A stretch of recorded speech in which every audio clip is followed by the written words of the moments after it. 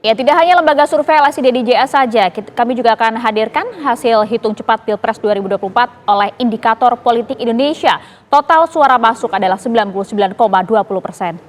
Kita lihat bersama, yang unggul yakni paslon nomor urut 2 Prabowo Gibran, perolehan 58,03%. Kemudian disusul oleh Anies Muhaimin 25,36% dan juga Ganjar Mahfud 16,61%.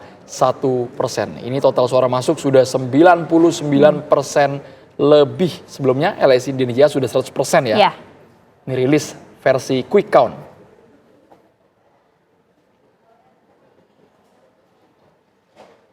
Ya, kalau tadi versi quick count dari lembaga survei, pemirsa berikut real count KPU dengan suara mencapai 54,91%. Hasilnya adalah Prabowo Gibran mendapatkan 57%, sementara pasangan nomor urut 1 Anies Baswedan Muhaimin Iskandar mencapai 24,98%, diikuti oleh pasangan Ganjar Mahfud berada di angka 18,02%. Ini hitungan resmi dari KPU, angkanya terus bergerak. Pemirsa juga bisa memeriksa langsung di situs pemilu2024.kpu.go.id. Semua tertera, semua transparan secara jelas.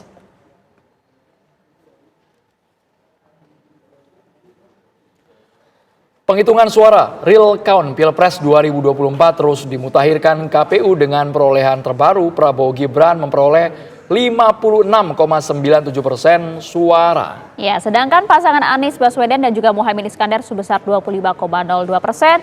Lalu Ganjar dan juga Mahfud MD di posisi ketiga dengan perolehan 18,01% suara. Real count ini pemirsa sekali lagi masih sementara, masih terus bergulir angkanya dengan jumlah suara yang sudah masuk dengan angka tadi ada 52,51%. Akankah hitung cepat dan juga real count ini memiliki hasil yang sama pada akhirnya? Selain itu kami juga akan membedahnya bagaimana pertarungan suara para capres-cawapres di berbagai wilayah ya. Untuk membahasnya telah bergabung bersama kami ada Direktur Eksekutif Indikator Politik Indonesia, Prof. Burhanuddin Muhtadi, via Zoom, dan juga di studio ada Direktur LSI DNIJA, Mas Ardian Sopa.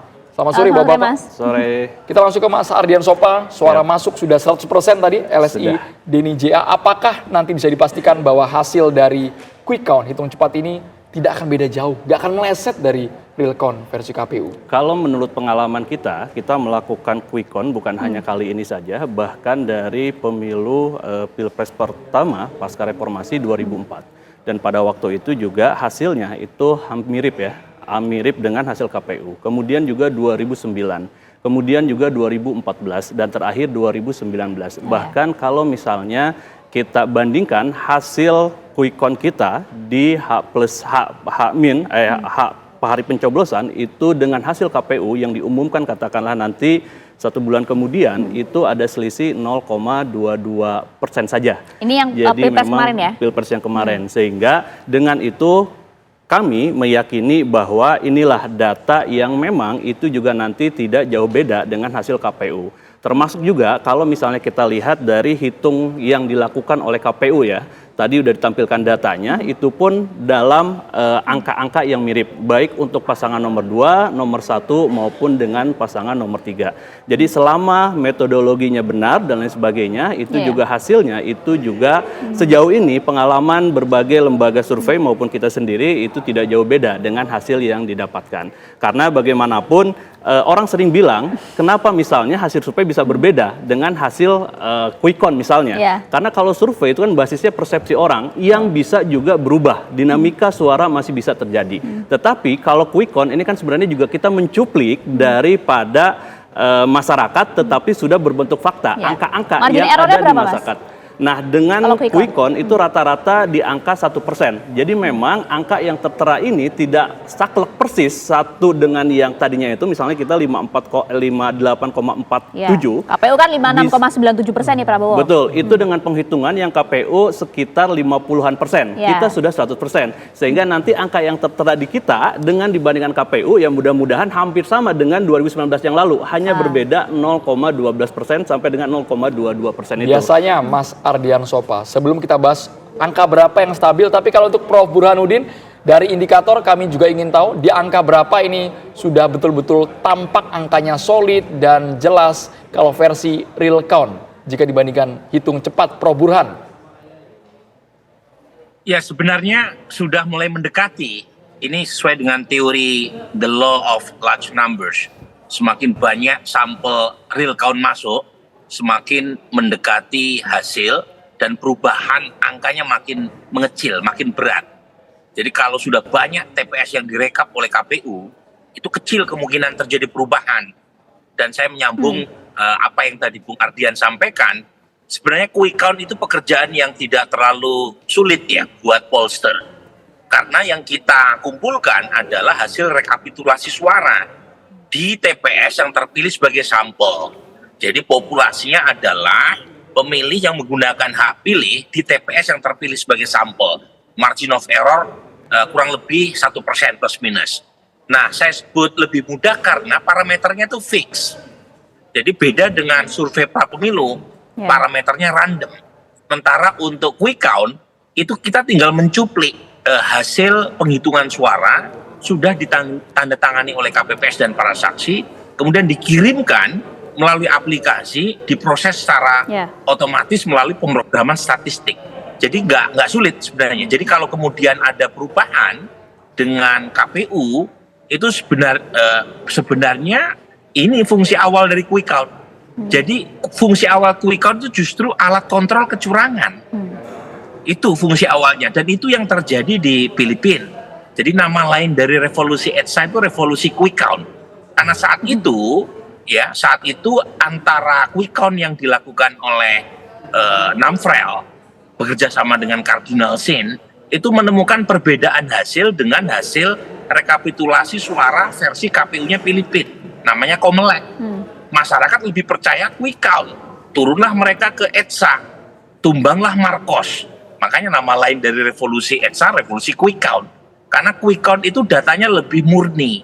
Diambil dari TPS yang terpilih secara acak dan dari situ langsung dikirim ke pusat. Sementara dalam sistem proporsional, suara di TPS tadi dibawa berjenjang ke atas. Dari TPS, kemudian ke desa, ke kecamatan, kemudian ke kabupaten, ke provinsi, sampai ke pusat. Dan tiap jenjang itu menyumbang potensi adanya kecurangan. Jadi fungsi awal adalah untuk mendeteksi kecurangan, bahwa kemudian quick count bisa menebak hasil lebih cepat, itu bonus. Paling tidak untuk mendeteksi kecurangan. Dan Anda tadi sampaikan bahwa paling tidak quick count dan juga real count tidak jauh berbeda hasilnya karena dia dicuplik dari hasil yang cukup valid di lapangan. Berapa persen perkiraan pergeseran suara antara quick count dan juga real count ini? Ya sepanjang dalam margin of error itu bisa ditoleransi. Tetapi pengalaman sebelumnya seperti Bung Ardian sebutkan, itu perbedaannya itu antara 0,1, 0,2 paling tinggi ya. Jadi kecil sekali. Apalagi kalau jumlah sampelnya lebih banyak. Jadi margin of error-nya lebih kecil. Sekecil itu kan 0,1, 0,2 Prof. Burhan? Ya pengalaman sebelumnya begitu. Ya. Jadi saran saya ini ya, Ayah, masyarakat ini segera move on. Ya, move on karena bagaimanapun kalau kita mengikuti jenjang kepemiluan kan prosesnya panjang. Tentu bukan berarti tidak mengawasi proses penghitungan di KPU tetapi jangan terus-menerus hidupnya soal pemilu saja. Kalau buat saya sama Bung Ardian, quick count selesai, menurut saya ya udah selesai hasil pemilu. Meskipun secara formal kita harus tetap menunggu hasil KPU. Prof. Burhan. Tapi kan tadi udah disebut. Prof. Burhan, ini kan mengobati dahaga dari publik. Banyak yang bertanya seperti ini, Prof. Kalau memang Prof. Burhan tadi mengatakan data quick count lebih murni, walaupun hanya 2.000 TPS dibandingkan kalau yang real count kan 830.000 lebih TPS. Itu valid nggak, Prof? Masih banyak, Prof, sampai sekarang yang mempertanyakan hal itu, Prof. Harus move on katanya Prof. Burhan. Iya. Memang begini, Andro ya. Quick count itu kan kegiatan akademik dan proven. Udah proven. Karena didasarkan pada prinsip randomness dan representativeness. Dan sepanjang pengalaman kita melakukan quick count tingkat nasional dan tingkat pilkada, belum pernah terjadi quick count yang aneh-aneh. Kecuali quick count tahun 2014. Kalau sekarang semua lembaga kan sama hasilnya. Baik yang terafiliasi dengan paslon 01, 02, 03 maupun yang independen sekalipun. sama semua. Jadi sudah terjadi ijtima ulama quick count. Jadi nggak perlu Istilah baru. terlalu Nah itu khawatir, dia. nggak Oke. perlu terlalu was-was. Dan itu udah terefleksikan, Andro.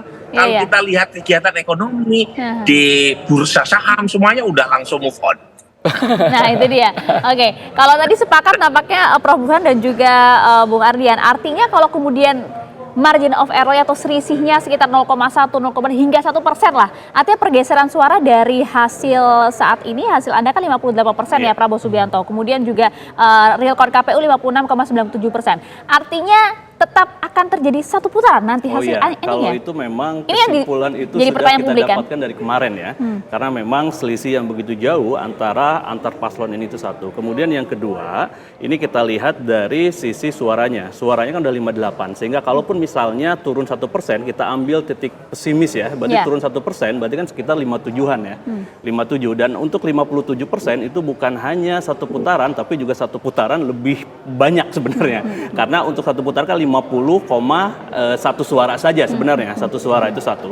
Kemudian memang kalau dilihat dari persebarannya ini juga relatif merata, karena memang untuk satu putaran itu kan juga penting bahwa ada kemenangan 20% di 50% provinsi. Dan Ya. kalau misalnya kita lihat datanya secara lebih mendalam, itu juga itu udah tercapai. Sehingga Sudah memang untuk tercapai. satu putaran itu sudah bisa kita ambil kesimpulan untuk sana. Tinggal memang angka pastinya saja yang belum kita dapatkan. Waduh, Jadi cukup yakin, bagaimanapun- Mas Andro. Ardian, Enggak, kita maksudnya butuh penegasan ini. bagaimanapun. Sambil kami bacakan data real count Oke, KPU, ini real sudah count KPU. Cukup yakin, sudah cukup 60%, yakin. berarti 24,93 ini tidak akan bisa lagi mengejar ketertinggalannya.